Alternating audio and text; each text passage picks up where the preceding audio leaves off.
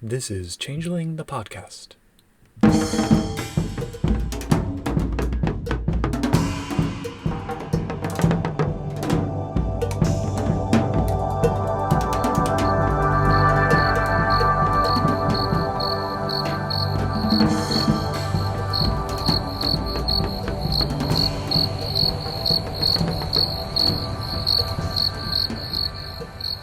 Welcome to Changeling the podcast. Come for the glamour, stay for the vibes. I'm your host Josh, and with us is your other host Pooka. Say hi, Pooka. Howdy. What are we talking about today, Pooka?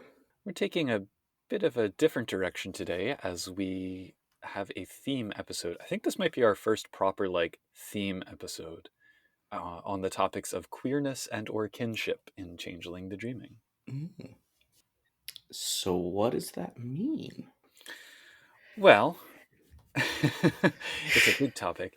So yeah, I guess it's important first to kind of define the terms that we're using here and how we're using them. So queerness in particular, full disclosure, among other things, I work in academia. I teach a variety of liberal arts courses and social science courses, one of which is queer theory. So I'm going to try and keep a lot of the theoretical stuff out of this because I don't think it's entirely relevant.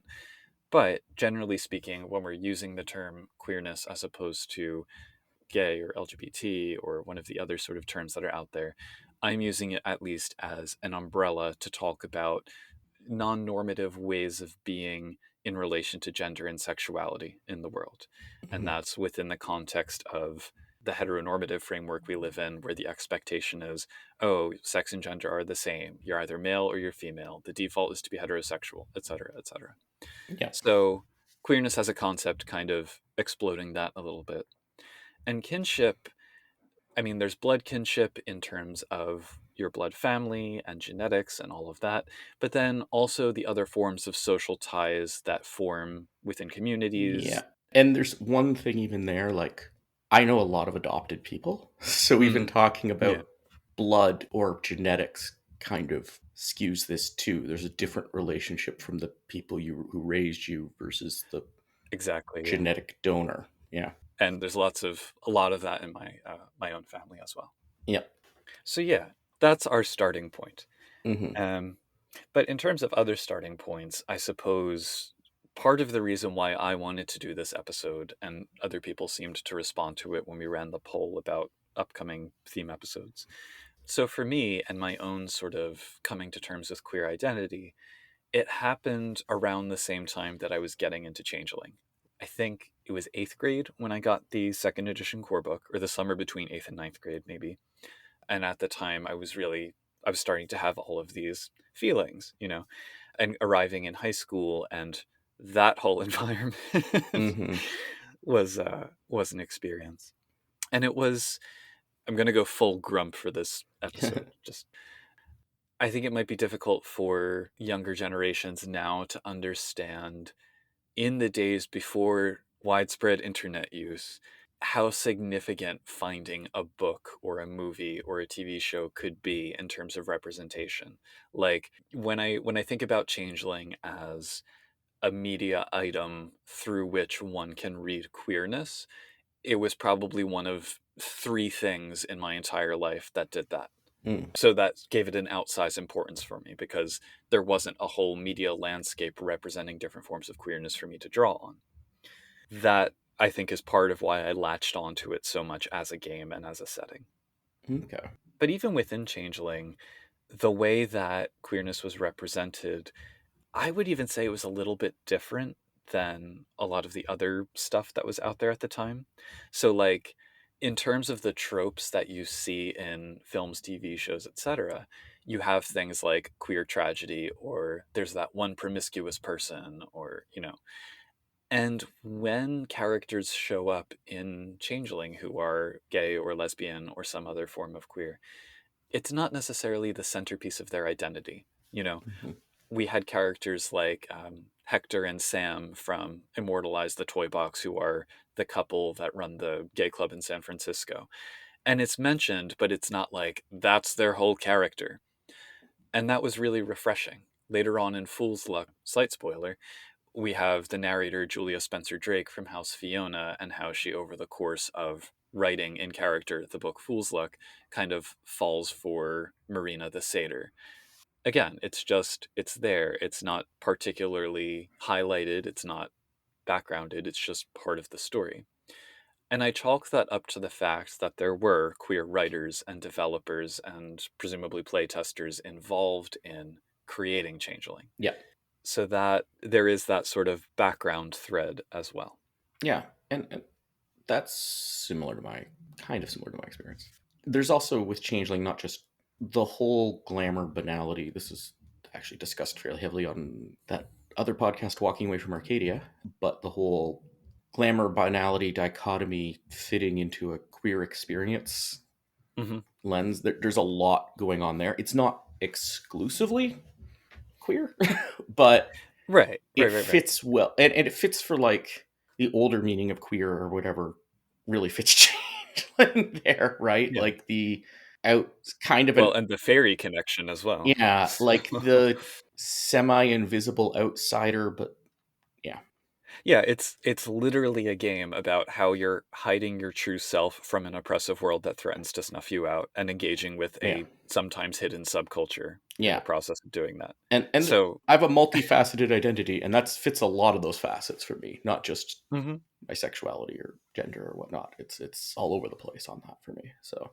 yeah, and it's when I talk about looking at the game through a queer lens, I mean that's the primary thing that I focus on is that aspect of it. Because particularly as again going into high school, someone who was not comfortable with their identity and kept it deeply under wraps for a while, that notion of the promise of being seen by others who were like you was such a liberating idea. Mhm. And I remember when I first got onto the White Wolf forums back around that time, so 2000 probably, that was one of the first occasions I had to talk with other queer people in the world. Mm. I mean, there were friends of mine in school who later also came out, but at the time we were all deeply like uncomfortable and private about our Yeah. identities. So I didn't realize I wasn't cishet in high school. Like Mhm. I thought I was, despite having gone on a date with a guy. My mom had a very active social life. She was involved in community theater a lot when I was young, and then got into like science fiction fantasy conventions and whatnot, and running those. And I came tagged a lot for that too. And then like I got into LARPing near the end of high school, and those are all spaces where a lot of people are out. So, Mhm. and that's sort of what I've always been. It's like even in like I got into Changeling late high school, that still was introducing me to like it really fit me for a lot of reasons. Mhm. But it was like almost like I went through my chrysalis over several years or something. If you do, maybe all the way up into my 30s if you count other some things, or 40s even. Absolutely. Yeah, it's like I'm still discovering things about myself as I get Yeah. older. People think of it as a one and done process, and it never is. Yeah, and that's a thing. Changeling maybe doesn't do so, right? But Mm. so yeah, that's sort of been my thing. But like in my high school, it's like a different take on banality or something, where no one was out, but there was very little open homophobia or anything either. It was Mm. all just there was like a few people that I think are, if I talk to them, still identify as straight, who like would be like, oh, I'd kind of like to be curious about what it'd be like with someone of my own gender. And that was about the only time it ever came up. It was strange. Yeah. So it was like not a overtly oppressive thing in that regard, but it was Well, you're lucky. well, my high school experience was nothing like I was like in university. I had this conversation a few times. I'm like, isn't it weird how like TV shows and movies present this entirely unrealistic view of high school that has no resemblance to reality? And they're like, what are you talking about, John? Mhm. Mine did not have the same structure. Like my middle school was terrible. It was a horrible experience. But then when I started grade 9, it was like it was just very freeing, and I finally had friends, like real friends and all this stuff. I can't say what it was for everyone who went to school with, but at least from my perception, it wasn't bad. But we also didn't have like a jock nerd dichotomy. We didn't. It was a very strange school. There was like children of diplomats and other very wealthy sort of globetrotters because we had the international baccalaureate program there. but we also had like a lot of kids on welfare families and stuff, and they were all friends. We had a very like anti-school spirit, anti-sport vibe from the entire school. Most of all the popular kids actually did well academically, and it was that type of environment. It was a very strange thing. There was like a most of the school was very like a-religious, I guess, not anti-religious.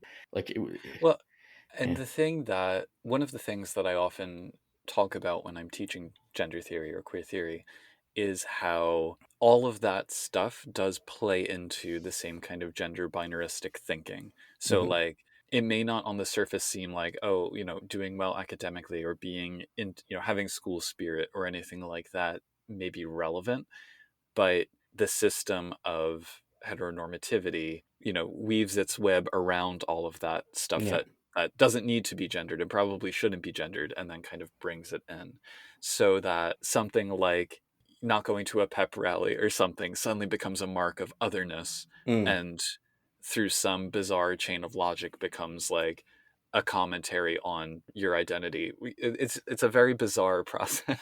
Yeah. It's all part of that banal atmosphere, or it can be.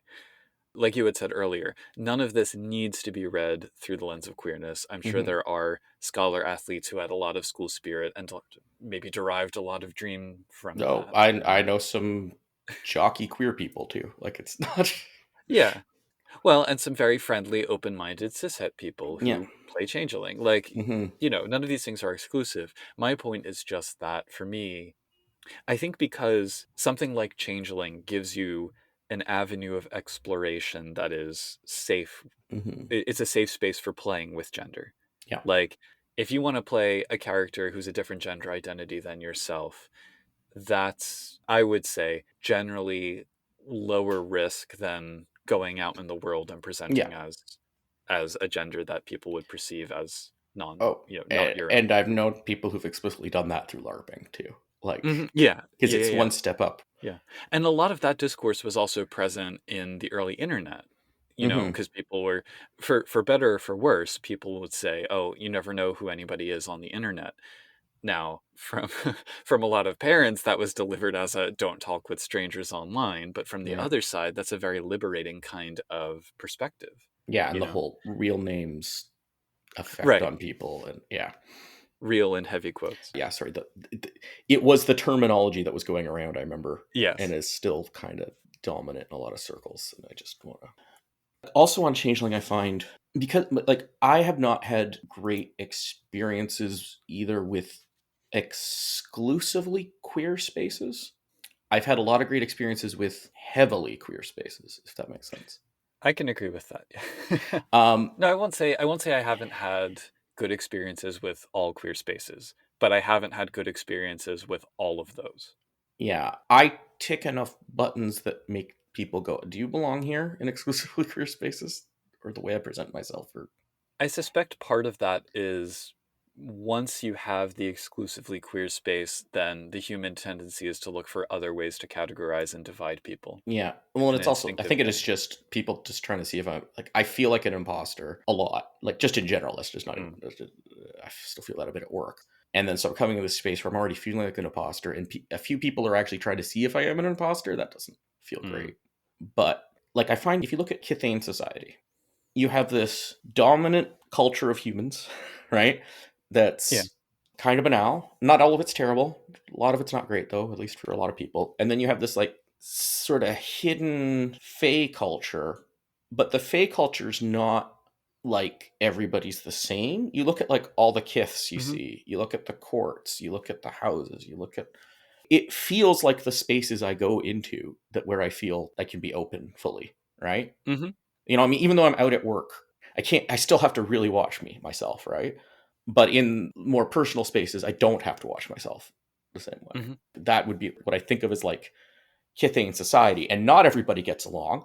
There's actual violence around things. Like it's very Yeah. argumentative, but like everyone agrees that you're one of us. They just might not like you. And that's what Yeah. even though you're very different, right? And there's a sense of mutual preservation in the face of the dangers outside the community, Hmm. which I think is really important. Even if you have the most Seelie and the most unseelie, hopefully they'll still help each other out when the Dauntain comes around the corner. And even if they don't explicitly help each other out, they'll get it. They're both afraid of the same things, right? They're the broader culture issues. That it doesn't matter how unseelie or seelie you are, or what kith you are. If you have to go work in your job, like your day job, that's not fae, like you're kind of having to hide who you are. So, and I do wonder if looking at the game that way is a product of the times. Like, I don't know if people who grew up after the 90s have the same kind of... And this isn't just sexuality and gender. Like, there's like autism or something. Like, that also fits in like mental stuff. Like, there's all... And other things, too. I can't imagine a queer space that's extremely neurotypical. Mm-hmm. Like, where being neurotypical is the expectation, and if you're neurodiverse in any way, you don't fit into this queer space. I've never seen those. Like, I won't name names, but I can think of a couple. Okay. At the root of it, though, I think what we're pointing to is, I'm trying to think of how to phrase it, a community that is disadvantaged because of their difference, and Changeling as a game, I think, extends the message rather than accept that here's a way to find your inner value, you know, when so many other people have been kind of trying to smack you down. Yeah. Here's this expression of your inner, beautiful, liberated, glamorous self. I think it was like, there's a default assumption about people. If you don't fit that default, do you have to come out? Like, do people assume you fit that default when you don't? Well, anything with that, I think, Changeling. You enchant the mortals. Well, enchant the mortals too. Yeah, and that's the thing too. Like, it's just because somebody might fit the default, that doesn't mean they don't also fit in this space. I'm not saying that at all. Right. And that's the spaces I prefer, because if I think about the Changeling societies I'd want to live in, as opposed to like, oh, this would make fun drama in a role-playing game, I'd want enchanted mortals and absolutely low banality mortals who aren't even enchanted, and Kinane, and everybody to just be fine there. Like, that's... Something I often point to is when I did go to university, the dorm that I lived in, that was a transformative experience for me because it was the queerest place I've ever lived. Mm-hmm. A lot of my best friends, who I'm still friends with, come from that space. I go back for reunions. It's a really important part of my history. But I think what made it a great place to live was that not everybody was queer. Not everybody was American. Not everybody was white. Not everybody. It was that... I hesitate to use the metaphor melting pot. When I was growing up, the term that gets kicked around in Canada instead of melting pot, because Canada likes to say how we're not American. The poutine bowl. Yeah, no. It's the multicultural mosaic. All right. Yeah, I like that. Like, you are different, and that's okay. But you're all together, and together you form a beautiful thing. So, and exploration is okay, importantly. Yeah. I think there's an attention to dynamism which people need to bear in mind. Like, I would get frustrated with people who, if they made out with someone of the same gender at a party, and then it's, oh, that's evidence that they're actually gay. It's like, well, yeah, no, not necessarily. Like, it's okay to try things. It's okay to make your own decisions about your own identity, and it's okay if those aren't fixed in place. Yeah, that's actually a thing that came up on our Discord it came in some discussion I had, where people coming into a queer community, usually because they're young, but maybe they came out later in life, whatever. It's all about self-identification. You can't, and your self-identification can change, and that's okay. What does it mean to be gay? Don't worry about that for anybody but you, and you don't even have to worry about it for yourself if you don't want to. Like, it's not... Don't tell somebody else what they are, because that's... Or what it means to be that thing. What it means to be that thing, yeah. That's just be you, right? Like, and let people, if they say they fit in this category, if they say they have this pronoun, if they say they have this name, all those things, like, just let them be that. That's fine. Yeah. It doesn't matter what's really going on under the surface, because what's really going on the surface is very complicated, and I don't think anybody has a good handle on as a broad, overarching for all of humanity question at all. Right. And generally what's going on under the surface is not anyone's business beyond what you choose to extend. Yeah. So it's like... Yeah. But even I can say for certainly, I don't know what's going on under my surface, really. It's taking a long time. And I've talked to enough other people that are like, well, okay, identify this way. And then people are very close to, and we start talking about things. You're like, okay, that's not quite right, because the actual explanation is confusing and takes a lot of language, and we don't really know. But it's definitely not like you're making it up. It's just, this is hard to understand. So yeah. And to bring it back to Changeling a little bit, yeah. I do think that fluidity, and I am going to use that term, and that performativity, because that's also a very popular term in queer theory spaces, is something that role-playing games in general and Changeling in particular lend themselves to well, because you can change characters, you can change courts, you can have your character reincarnate as a different kith.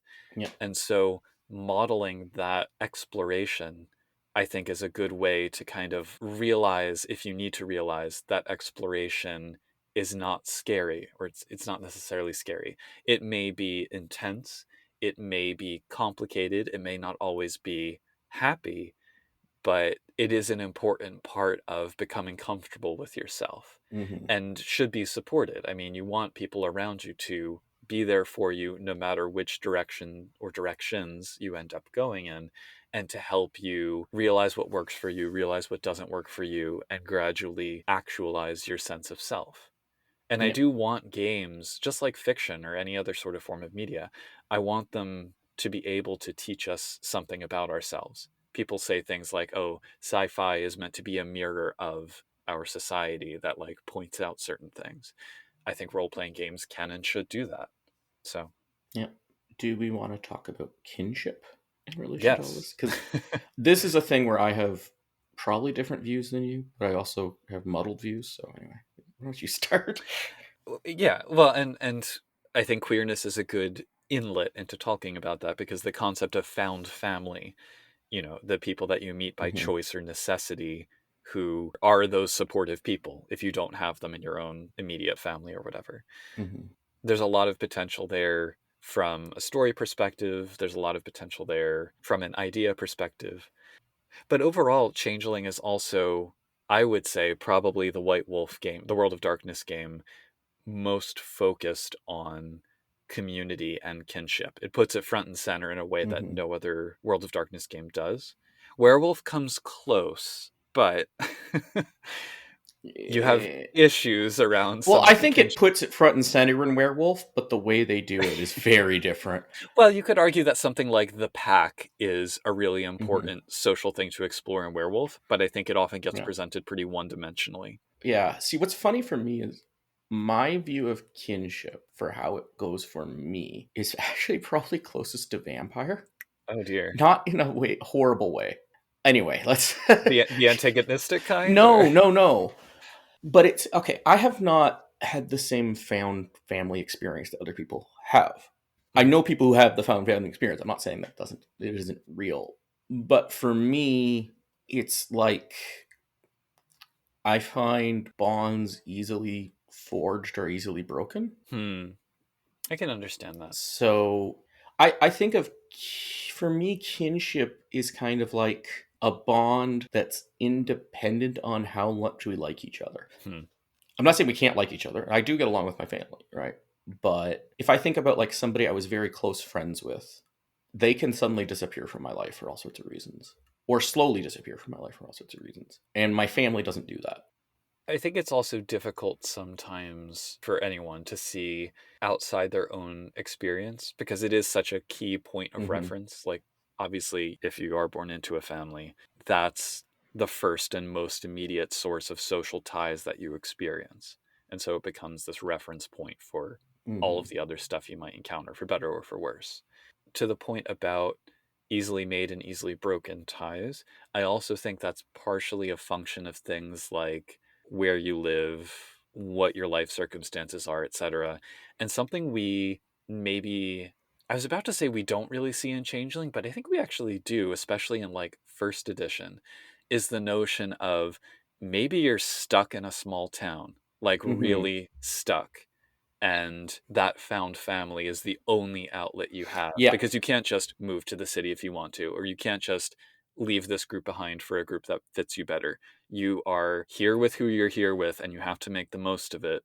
So what you end up doing is finding the people with whom you can say like, oh, you know, thank the gods I found someone who understands what I'm going through. Yeah, and even then in those situations, you have these from my understanding, I've not lived in a small town. The antagonistic relationships are also extremely durable.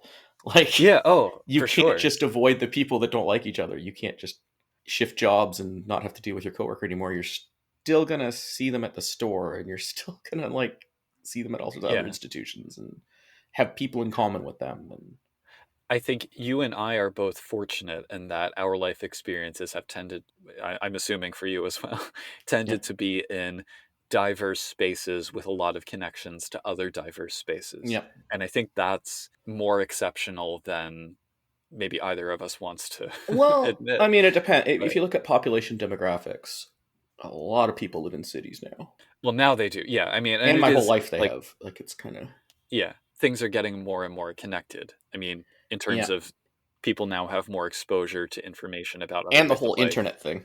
Right, exactly. Internet's like in this regard more urban than than like downtown Manhattan, because like Yeah. it's so easily formed, easily broken there. When you look at spaces like, I mean, Tumblr is probably the example par excellence of decentralized communities of people finding each other and connecting with each other without ever even having met. And I mean, the White Wolf forums are like that too, to an Huh. extent. To use the academic term, a community of practice centered around some way of being or Yeah. activity in the Well, world. that's actually been all my close community, not my kinships, but my close communities are like that community of practice. And I think that in many ways fits into what changelings like, especially when you think about like the forgetting and the mists. You could have someone you're like, somebody in your oath circle can fall to banality, get swept away, and you could come across them. They have no idea who you are. Like, that's so. I wanted to also clarify with you, though, because you just distinguished close communities from kinship. And that's interesting Yeah. to me because I would probably lump them together. I would say, yeah, the folks I know from going to this community or this space every week or every month or whatever, they are kin. It's an interesting kind of definitional difference. Yeah. For me, I actually have kinship ties with a few people I am not legally or genetically related to in terms of that. Sure.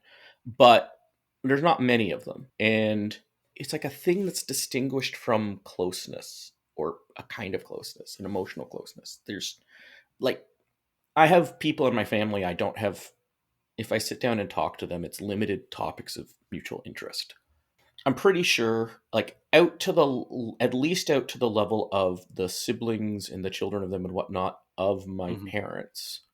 I have a lot of aunts and uncles, and Hmm. not as many cousins. These are all situations where I'm very confident that if I showed up on their door in a desperate situation, they would take me in and help me, and I would help them. Like, there's a Hmm. rite of hospitality almost Yeah. that's only there for my community. That is more determined by how close we are right now in my Yeah. community. I think another point of reference for me, appropriately probably, is the Radical Fairies, because that's a community that I was heavily involved in for a number of years and I'm still kind of connected to.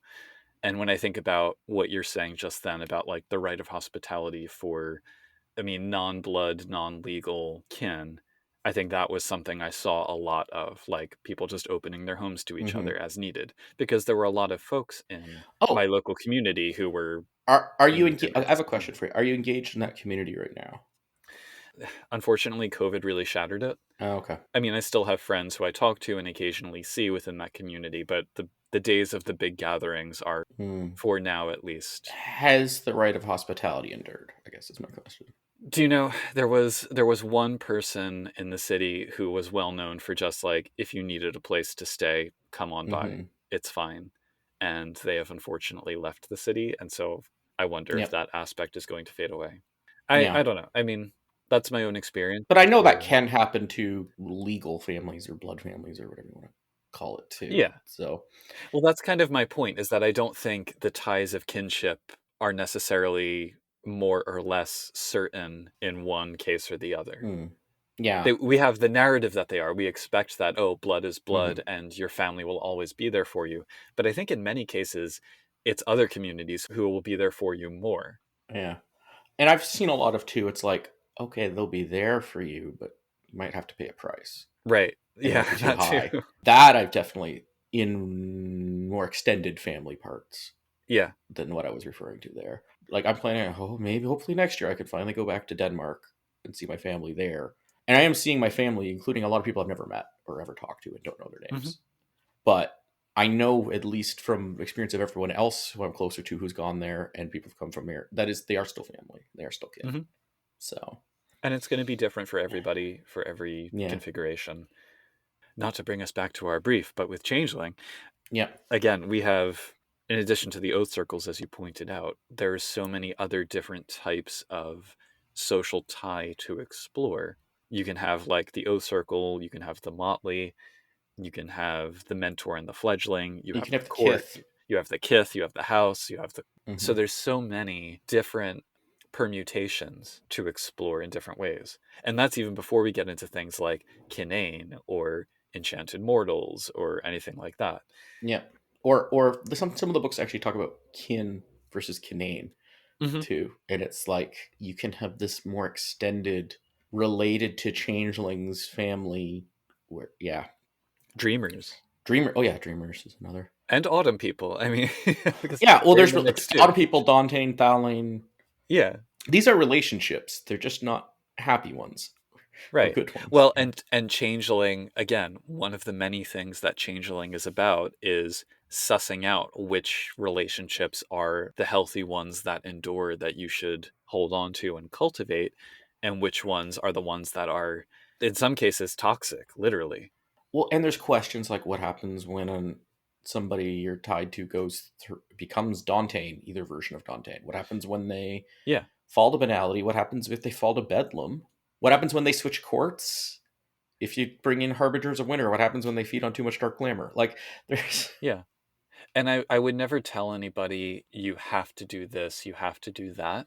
But when somebody, for example, has a really poisonous relationship with, like, a parent or a sibling, and they feel like no matter how damaging that relationship is, they can't cut that person off. Oh, I'm not saying you can't. I'm saying I'm lucky that for my people I'm sort of related to in the traditional sense have not had to.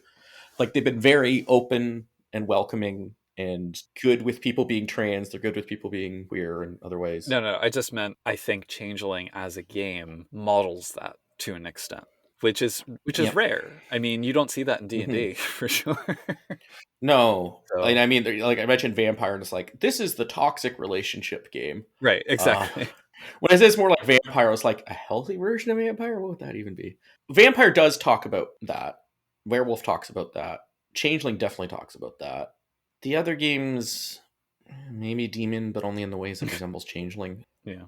Of the World of Darkness, not talking Chronicles of Darkness or other games. There's other games talking about this too. Nobilis was a game I like that has the Familia as the basic character concept, which is funny. But anyway. There's actually another type of relationship that's important here, and particularly for Changeling, which is the sort of seeming-based one about elders and fledglings, like the Grump versus Wilder versus Childling. And I know that we've briefly before talked about the decoupling of seeming from mortal age in C20. But I mean, as I kind of enter my proper grumpdom, and I think about, in the old game, grumps as like actual elders, like people over 25, I felt was always a little bit too low for the cutoff, but certainly once you had like... I feel like the 29 is where a lot of people I knew would kind of go through a phase transition. So to 30. I think C20 certainly still allows for that possibility, but not having it encoded into the game, I do kind of wonder about what that changes, because now that I have taught for several years or seen my nibblings, growing up, it is a source of glamour. And I know that you as a parent have talked about that. Yeah. Also, my job is like that too. I have a senior mentoring role as my job is like in the job description. So that's. And I think that's all stuff which can be valuable in a Changeling game. Like, I don't think I've ever actually taken mentor as like a background, but if someone did, if I had a player who did, I would love to play that up. I would love to have that be a relationship that's explored within the game, because that has been for me a valuable thing. Like, obviously, I care deeply for my parents. I love my parents. My parents have been a formative influence on me. There are lots of other elder figures who have too. Oh, same. And Yeah. so there's also an aspect, having grown up queer or closeted in the 90s, there was a narrative of you're going to die young still in the air. And I do think that has kind of mostly, well, at least in some parts of the culture, fallen away. But I don't know why. I think I just missed it. well, that's good. Like, there was everybody talking about how bad it used to be in the communities recovering from those wounds, and there are scars. But it was like a thing that had happened in the recent past, not a thing that was happening now. My feeling about it, in part, is that I do kind of feel a little bit robbed of a generation of potential role models, you know? Hmm. Because I mean, having come into awareness of my own gender and sexual identity starting in like the late 90s, by that point, so many of the figures who were like changing the culture and taking it in new directions had passed away. And Yeah. I mean, I don't think one should necessarily make a direct parallel with Changeling in that regard, but there is that listen to your elders and learn from them because you don't know when they're going to be gone aspect, which is significant to me. Ooh, post-winter Changeling. Yeah, like I mean, early spring. Also that. No, but that's what I'm like the whole. Are you specifically talking about the AIDS epidemic and not I some am. of the other dying young stuff? Okay, Yeah. I knew a lot of people who didn't die of AIDS, like from that era. So Yeah, well, I've met more now, but I'm talking yeah, about before I had met anybody, just in the culture, in the media. Like, okay, I think this is a difference where I knew so many queer people growing up. yeah, I did not. Like they're friends of my So, mom. So yeah, that's the yeah. difference. So I'm like, the media has all kind of weird, distorted things. And I'm like, Yeah. yeah, that's just another. That's like it's bad. And again, I think you had an exceptional upbringing in that regard. Yeah, so it's like the high school plus the parent. Yeah, that I was in the actual cultures and Yeah. not seeing a distorted Hollywood lens of them. Yeah, you were very lucky. Well, and I think another thing is too is where I live. Yeah. Like Canada is one step removed from the US. We're heavily inculcated, is that the right word? I think you're several steps removed from the in a good way, in a good direction. But no, I think in terms of the American culture, Oh, okay. there's the US Yeah. and then there's Canada's like next step away. I don't think there's any other place but Canada that isn't in the US that it's in the US culture as strongly. Because of that, I could look at like if you see a Hollywood portrayal, I'm like, yeah, that's about the US. Mm-hmm. And it's they're very limited portrayals, or they used to be. So Yeah, like I would see Kids in the Hall or other queer Canadian things, and like some of it, AIDS is still a thing, right? And definitely was a huge thing. But the stuff I was seeing about queer people from Canada were by queer people. I would also surmise, I don't know if this is exactly the case or not, but I suspect that in that era, Canada probably more quickly came back to rediscovering, oh yeah, these are human beings we're talking about. Yeah. Whereas in the US, you had some truly reprehensible rhetoric that is still around and still very common. I don't know what Brian Mulroney said in the 1980s. We also had a thing in the late 80s where the right wing in Canadian politics absolutely collapsed and didn't start gaining strength until the late 90s again. So, I mean, then they gained a lot of strength, and then we got Stephen Harper. Oh, yeah.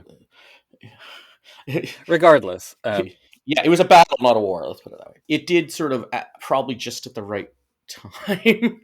He was of the Progressive Conservative Party, which is a name that just makes Americans' head spin. But it does make me wonder, given that C20 came out in 2017. Yep. You know, I do wonder if the next generation of fans similarly felt like, holy crap, the world is burning down around our ears, and this is something that is like a ray of light in that time. Because the last year, at least, the last several years have been not great. Let's talk again in late 2024 to see where we're. Yeah, I might be recording from a different country at that point. We'll see how it goes. But it is that theme of stick together and survive, and not in like a zombie apocalypse way, just in an everyday living your life to its fullest expression kind of way. And I think that's what unifies these two themes in particular. Yeah, and it's I think the seasonal thing plays into that too. Like we're talking about winter and spring. Like one way I think Changeling versus the rest of the World of Darkness, when people say, oh, it doesn't fit into the World of Darkness, here's a way where it's like a slight dissonance. Winter is not the same as Gehenna. Right. or the apocalypse. Like, or so the changelings hope, at least. yeah, but as a metaphor, if you're calling it winter, Right. and if that's actually supposed to be the correct metaphor, that really implies a spring. Absolutely. That the apocalypse, I mean, if you want to look etymologically, maybe, but it doesn't have the same. When you think about how Changeling, I don't think it's unreasonable to say it's one of the more hopeful games of the World of Darkness. Yeah. Changeling and Wraith, those are the two hopeful games. Yeah. And in both cases, the strength of that theme correlates directly with the strength of the darkness, because like the darker it is, the more important hope becomes. Now, things like trigger warnings and sensitive subjects are absolutely a thing, but when it comes to the darkness that's present in Changeling, when you think about nightmares as a concept and how nightmares can be sprung from anything, the nightmares of losing kin, the nightmares of having awful kin, or the nightmare of being punished for one's queerness, they're all extremely powerful and extremely primal, and I would say arguably more terrifying than here comes another chimerical dragon, you know? So not that games need that, but the fact that Changeling allows for that in a very substantive way that directly ties into its metaphysics and its setting, I think is a really strong point in its favor. I would go slightly more. I think having that in your game, with the caveat that you have to like modulate it and tailor what the form is and the strength is to the game. People in the game, I'll put people first there. I think it will improve your game. Yeah. If you have it in there. That doesn't mean it's front and center. It can be very off to the side, but it at least has to be in the background, I think. Or at least should be. It'll really improve things if it is, I think. Yeah. And sometimes people include it in their backstory as a way of hashing out things they need to hash out. And I'm not a shrink, so I don't want to say this is like, yes, you should do this and you will be psychologically, improved by it. But I mean, they do use role-playing and therapy in different ways. So yeah, I find with role-playing in that regard, exploring a thing you've already gone through is different from exploring a new way or a different take. Or a thing that you want to go through but aren't sure how. Yeah, but even if it's like a dark thing, maybe exploring my non-professional at all recommendation would be more exploring a new approach to dealing with that dark thing. Yeah. Than what you were able to do. One of the sort of discussions that I see come up in queer gaming spaces a lot is how the supernatural aspects impact things like gender or whatnot in the game. So, for example, people talk about in Mage, oh, you only need life 2 to make, alterations to your body. So transitioning is a lot more straightforward and only requires life 2. And I see things like that. That's not the hard part of transition. Right, exactly. And I'm like, I feel like... I'm not saying it's not hard, by the way. I'm just saying it's not the hardest part. Sorry. That's what I should say. Yeah, but that's the thing, is that I think it's a disservice to the game to point to it and say like, oh, okay, it's just this easy thing I'm going to do. Because like I said, if I want games to model life, not that I want it to be as difficult to transition or express yourself in a game as it can be in life, but I want it to have weight, Yeah. I think Changeling, because of the way it handles those powers and the fact that their use and what they mean is so embedded in a community mentality. Because if you're a mage, you don't have to be connected to other mages. And if you decide to change your body, you can just do it. Yeah, that's all mechanically very straightforward, and setting-wise, not going to make that big of a mark unless the story demands it. But if you were to model this with arts instead, and you would need, I guess, metamorphosis or naming plus fae, like, yeah, you can point to the mechanics, but it's a lot more nuanced. And I do want to say some of the aspects of naming 5, when going specifically down this type of road, you need safety tools and you need more than safety tools. Like, be super careful, everybody really on the same page and communicating well, because that is so fraught. The implications of naming 5. That lets you switch legacies. That lets you switch courts. And do it to other people too, which is another form of... Yeah, so that's just... Metamorphosis is a bit more straightforward. We should also specify here the difference between sex, which is founded in biology, gender, which is founded in psychology and identity, and orientation, which is founded in some mix of the two, maybe. And also, that's an oversimplification. Yeah, but this is also a podcast episode. But this is also a Changeling podcast, so I don't feel the need to get into the details so much. But yeah. Yeah, but I'm just saying, get the spirit of that. Don't rules lawyer that distinction. Yeah, my point is just that Life 3 on its own is only going to do certain things. Yeah, which was actually covered in one of the October Day series. But yeah, it's a whole other. So that's but it was neat because it was revealed as a backstory thing later, but it all fit. So anyway, I thought it was a pretty good, well handling thing. And yeah, books do this left and right for sure. Yeah. From the perspective of role-playing games, though, I think it's a lot. It's not as rare now because now you have a wealth of indie games and queer-created games that do kind of handle these themes directly, but within the space of World of Darkness. And I think it's also if you want to use metamorphosis to change your overt appearance or your physical characteristics, that doesn't necessarily mean the same thing as being trans either. Exactly, yeah. Yeah. All of this is complicated and deep, and don't feel like you're stuck in a box with this kind of stuff. Yeah. So mechanics are functional. Yeah. And all our definitions are definitely functional. Yeah. The bottom line to me, though, is that theme-wise, I do see both of these as core themes to the game. And the setting allows for their exploration, and the mechanics facilitate their exploration. Not just arts, but also the things like glamour and banality and seemings and everything. Do we want to get to listener questions? Yeah, there's a whole bunch of those. Yeah. So Carrie asks, do you feel the she are assimilationist or liberationist? I'm going to assume that the terms as they're being used here, the way that I'm familiar with them being used, is talking about queer culture and queer rights. Assimilationism is we're just like straight people, so you should treat us the same. Liberationist is we're not like straight people, and that doesn't matter. You should still treat us like human beings. So I would say Seelie she might tend more towards assimilationist, and Unseelie might tend more towards liberationist, but that's just my knee-jerk. I feel like the she are actually very liberationist, but they wouldn't use that word. Maybe They're not. very, we are us. We are the she. And that's amazing. And they're more prone, well, at least the Arcadian she are more prone to banality. And even I don't think there's any kiths that are assimilationist, and I think the she are extremely not assimilationist. But perhaps.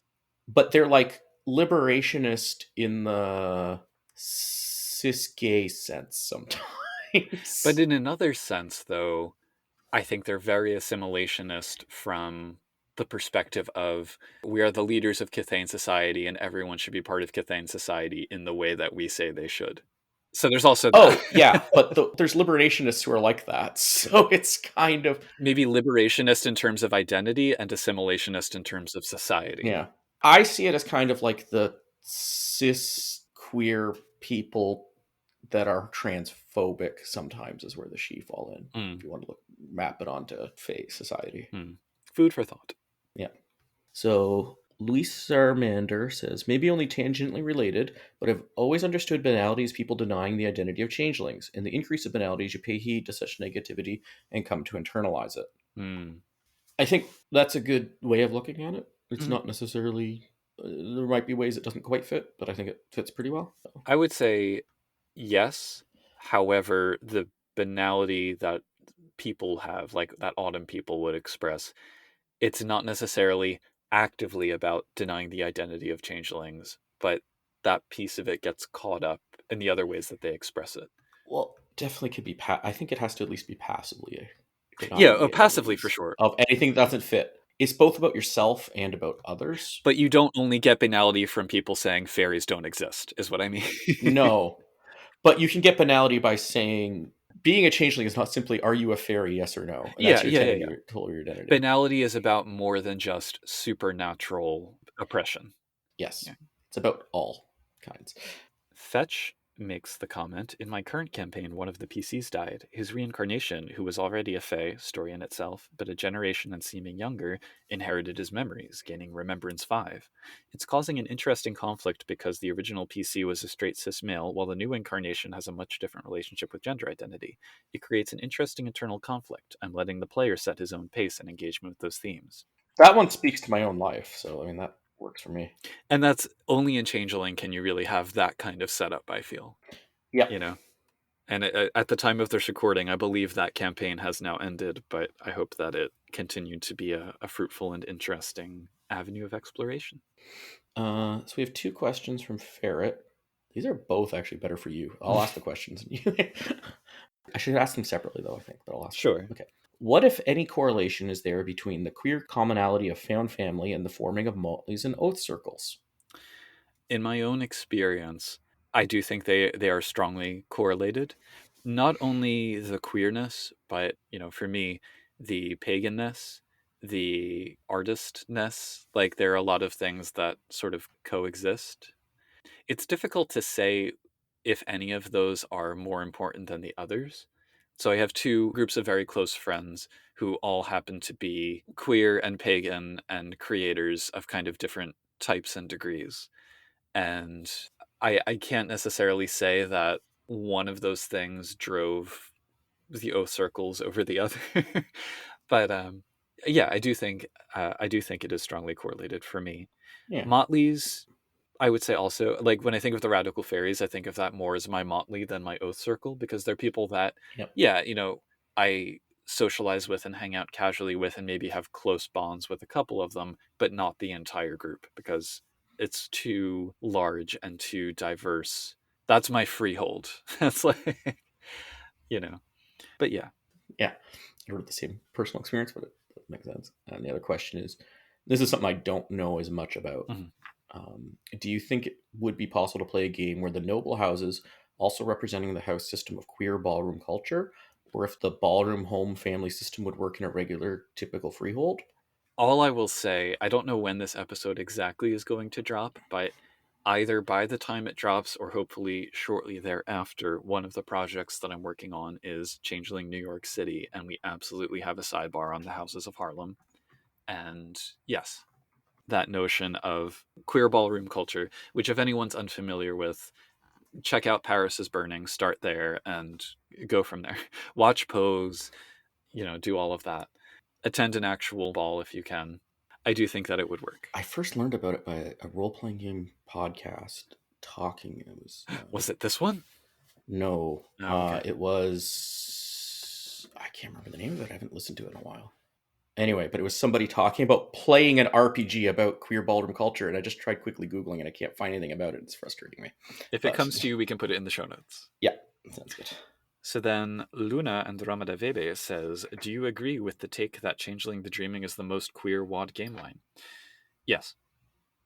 Yeah, that works. The end. World of Darkness specifically? Absolutely. Yeah, for basically all the reasons we just listed. Yeah, I think Changeling and Exalted of the White Wolf created things are like close. Yeah. But I'd probably still give the edge to Changeling on that one.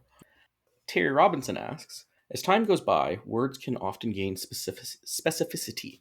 Diversity frequently now refers to a specific set of axes, for instance, compared to a more generic panoply of variants. Has the groups within queerness changed over time for Changeling? For instance, a group that really didn't formally exist now, that is now within the umbrella, and others that largely aren't? Let me open up my queer theory part of my brain here. There certainly have been a number of terms and a number of identity definitions and redefinitions since 1995 when Changeling first came out. Mm-hmm. I would say yes, but it doesn't necessarily matter that much because I think the setting is agnostic in terms of the type of queerness or other form of minority distinction one expresses. And this is something I think I had mentioned before that talking with a friend of the show, Charles Siegel, I had mentioned when I read X-Men, I get the same kind of feeling where I read it and I think, I know that somebody else is reading this and feeling exactly the same amount of being seen that I'm feeling, and yet at the same time is contextualizing it in a completely different way from a completely different set of experiences. Yeah. Yeah, Changeling's queer for 2 reasons. Or 2 main reasons, I think you've already addressed, but it has queer content, queer characters, queer experiences, queer writers, whatever. It also is a good metaphor for being queer. Mm-hmm. I mean, it's not like everybody who wrote for Changeling and all the characters are all queer and only queer, and that's all their identity is. And it's not like the metaphor only works for being queer. So yeah. And I'm not sure what a specific set of axes for diversity. I'm like, well, the rest of the question deals with queerness, so I think it's yeah, fine. yeah.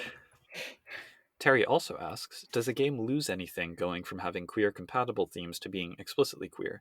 I'm always curious about games saying, this game is about X, and someone being turned off by it, versus the game simply having that as a theme, but not being explicitly marketed, thus being a different kind of inviting. Which I think is like exactly what you just responded to.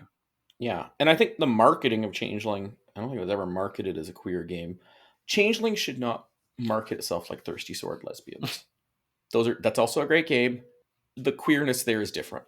Changeling, a theme is queerness. It's not the only or the central, or it can be about many things. Yeah. So, but to the point of the question, I do think it might lose something if it became explicitly a queer game. I'd still be very happy to play it, but it would lose the opportunity to help folks who have other things that they want to explore and express. I would lose things that I want to explore and express if it was just about being queer. Yeah. So.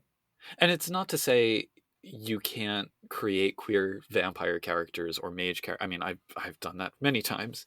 But if you want that aspect of the character to be something that can be explored as part of the story, I think those other games are less conducive to it. I would say Vampire's the second most queer World of Darkness game. But I can accept that, yeah. But that's just because other stuff. Anyway. But that's Vampires. It's more of an aesthetic, I would argue, in Vampire, at least the way it's written. Well, you can get to the whole like changing the meaning of sexes and stuff, and controversy about Anne Rice. And... Well, right, but I mean, Life 3, Vicissitude 2, you know? I was thinking more like feeding and sexuality, but... Yeah. Next question from Terry. If there were a C5, what emerging trends do you feel its themes would be adroit at capturing? Ooh, if there were, and if they actually did it well, which are two big ifs, I think that, kind of like I said before, mobility has become a much bigger question. Maybe not so much in relation to C20, because C20 is still fairly recent, is still part of the current period that we're in. But I think that the cut your losses idea would become a lot more prominent, because that's kind of the direction I see the 5th edition games moving. They are very isolating, which kind of runs counter purposes to Changeling. So I think C5 would have to, if it were to be in that same mold, C5 would have to be about, you really have to, stick with your oath circle, stick with the people you can trust, and allow everyone else to slip away. I'm not saying that's what I want it to be, but I'm saying that's what I could foresee it being if they keep going in that direction. Can I also present the question from a different angle and get a second answer? Like, yes. Both answers are good. But how would you see it as the next edition of Changeling? Well, if I want to be optimistic, yeah, I would say... I mean, it's optimistic to say we'll get a C5, so yeah, we might as well be fully optimistic. I mean, in terms of emerging trends, I think what would be really interesting is if changelings in their faemily presented more as the gender that they feel, because there's that division between gender identity and gender expression. So when I think about emerging trends in queer theory, that's one that I would point to. And not only that, but the concept of fluidity, that as you not only move from seeming to seeming, but also just over time, the appearance of your changeling to other changelings may reflect evolving ideas of their gender identity. I was thinking of other fluid stuff too that might be interesting. I have not fleshed it out because I just thought of it, but other fluid things besides just how you look too would be interesting to explore, maybe with some mechanics attached or something for changelings. Another, I don't know if it's still emerging, but it's definitely didn't really, I don't think, played a huge role in C20 and was definitely has blown up since the second ed stuff, would be like ace identity and things like that. Yeah. And I think there's probably some fertile ground there to definitely explore with Changeling. Something I had forgotten to mention earlier is that as much as I'm talking about these themes in Changeling, they do exist in the inspirations for Changeling as well. So if you look at things like Lord of the Rings or similar fantasy, or even like Arthuriana, there's what people might call homosociality, or there's like chaste love, or all of those sorts of aspects that we're now kind of reframing and putting in a modern context. So it would be interesting to see those themes kind of taken out of their like medieval epic frame and put into a more immediately modern person comprehensible. Yeah. And I'm also thinking like brought a bit more broadly outside of the queer thing, but I think it still fits under kinship to some degree. The mixed identity, things like that, like mixed ethnicities, mixed all sorts of stuff. Like there's a lot there that I think Changeling, and you have the Celions, you already have the building blocks to really explore a lot more there, that at least metaphorically. Of course, this is the wishiest of wish lists. Yeah, but I mean, the chances of us getting the C5 you're afraid of, I feel, is low, mostly because I don't think we'll get something called a C5. But yeah, no, absolutely. I'm not saying we'll never get a Changeling, but... Well, and even the C5 that I anticipate or could envision existing as in the current state of things. Again, I don't think any of what we've talked about in this episode would be impossible to bring in. It would just be within a different setting, because fundamentally the 5th edition are different settings. I mean, you could do it not so bad along those settings where you talked about, where, okay, glamour's now died down to the pre-resurgence levels. Just do that, and you've got a lot more localized stuff happening. Yeah. So remember, the resurgence happened a month after Stonewall. So then we have one final question from Terry, which is, how does a more solid notion of queer identity in the world change the tropes and archetypes the games can invoke? I don't think it changes that. It makes it could help with, say, a player sees something that the storyteller doesn't about Changeling. Maybe that could help a bit. I'm not sure if what Terry meant here is like within the setting of the game or outside. So if people are playing Changeling in a world that has a more solid notion of queer identity, what does that do to the themes? And I think we tilted at that a little bit, talking about the historicity of this, or the historical arc of this, because it is different to play the game from this perspective 25 years after it came out. Yeah. That being said, yeah, I think that any changes would be minor enough and or flexible enough that it doesn't necessarily have to shift things. Yeah. I mean, queer identity is, in a good... I've known people lament this, and I think it's ultimately a good thing, but like becoming more accepted and acceptable and open. It's like the average banality of an out queer person would be higher, but that's because there's way more out queer people. Like, I think it's important also, though. I mean, so there's queer and then there's queer, right? So there's queer as the umbrella term, but then there's also queer as the consistently boundary pushing identity. And yeah, that, I think, not that it's a risk, I don't think that's ever going to like go out of fashion. It's ties to things like punk identity and whatever. But because, yeah, there are more and more identities that are becoming more and more accepted, it does kind of raise the question of which battles are left to fight. There are still a lot of battles, but... Yeah, and I mean, assuming a continuous progression, which we cannot assume. Right. Because we have seen regressions in a lot of places. It's sort of like at the limit would be the boundary pushing for change, progressive, or whatever you want to call it, change, queer society, whatever. At some point, the community within it and the community without, gender and sexuality and stuff wouldn't really be different in or out.